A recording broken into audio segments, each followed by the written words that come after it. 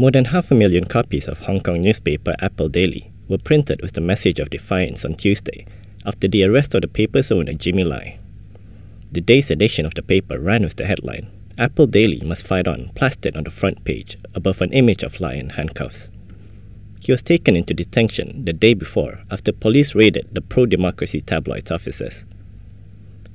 It was the highest profile arrest made yet under a national security law imposed by Beijing.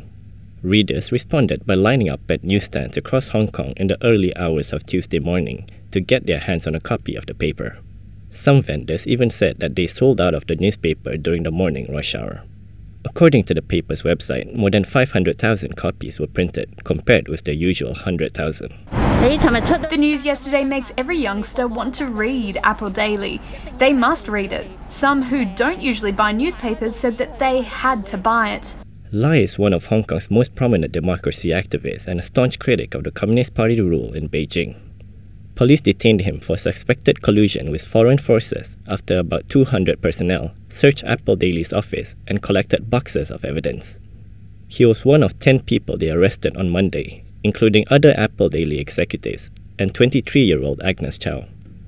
Chow is one of the former leaders of activist Joshua Wong's Demosisto group, which disbanded before the new law came into force. The arrest comes amid a crackdown on the pro-democracy opposition in Hong Kong that has drawn international criticism and raised fears for freedoms promised by Beijing under a one-country, two-systems formula.